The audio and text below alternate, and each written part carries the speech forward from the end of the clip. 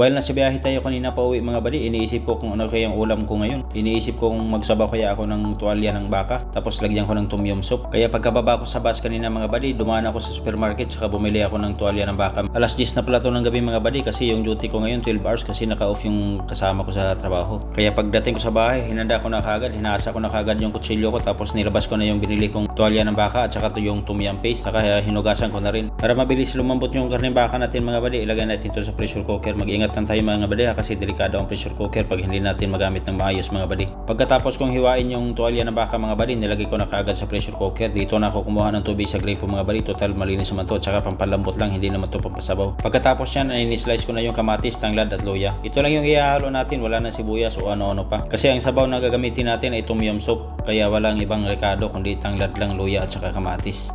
Lagyan natin ng konting limon para medyo masarap kasi kailangan yung tom yum soup maasim. Saka naglagay na rin ako ng dahon ng lime kasi isa to sa dapat na meron sa tom yum soup. Pagkatapos niyan mga buddy ay nagpainit na ako ng tubig. Yan na yung gagamitin nating sabaw na talaga sa pagkain natin mga buddy. Kaya yan, nilagay ko na yung lahat ng mga rekado, hinalo-halo ko na lang except sa limon, tapos nilagay ko na yung mainit na tubig mga buddy para madali na lang kumulo. Pagkatapos niyan mga buddy ay hinugasan ko yung mushroom. Gusto ko yung may mushroom talaga, pang padagdag din ng umami flavor yung mushroom mga buddy. Ayan na mga buddy, nilagay ko na yung mga rekado ko. Pagkatapos niyan mga buddy, after 20 minutes na pagpalambot natin sa karneng baka natin mga buddy, kinuha ko na yan mga buddy. Pagkatapos nilagay ko na yan sa gripo mga buddy. Mag-ingat kayo sa pagbukas ng pressure cooker mga buddy, panoorin nyo kung paano ko binuksan mga buddy. Ang tamang pagbukas pala sa pressure cooker mga buddy, pag mga ganito mga maliliit mga buddy, ayan, ilagay mo lang sa gripo mga buddy. Pagkatapos lagyan mo ng tubig at iangat mo yung nozzle sa taas mga buddy para ma-release yung pressure sa loob mga buddy. Kaya yan, huwag kang mag-alala, hindi yan delikado, safe yan, basta i-follow mo lang yung instruction na sinasabi ko mga buddy. Ayan, kung makikita nyo, madali lang bumbukas mga buddy. Pagkatapos yan ay tinapon ko na yung mainit na tubig at nilagyan ko ng malamig na tubig. Pagka malamig na yung karne natin, ayan, ready to slice na yan. Pero bago ko i-slice mga buddy, nilagyan ko muna ng tom yum paste yung sabaw ko mga buddy. Kung makikita nyo mga buddy, ganyan na yung kulay mga buddy. Ayan, pinicturan ko nga, binidyohan ko nga. Kung makikita nyo, dyan na yung kulay mga buddy. Orange na yan mga buddy. Medyo maanghang yan konti mga buddy ha, kaya ingat kayo konti. Kung hindi kayo mahilig sa maanghang, wag nyo nang lagyan kasi yung tom yum paste kasi talaga medyo maanghang konti. Sa puntong ito mga buddy, in-slice ko na yung karne natin, kaya panoorin nyo mga buddy.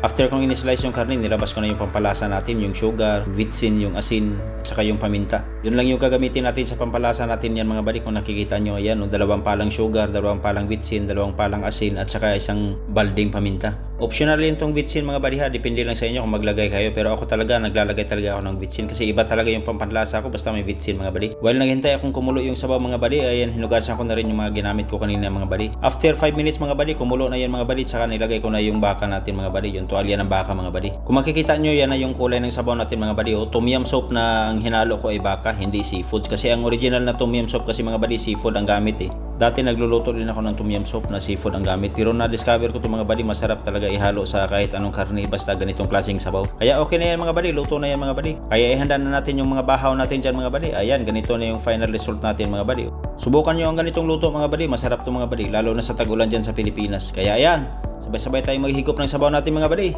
Tawagan nyo na si Marites saka si Marisol mga buddy. Bye-bye!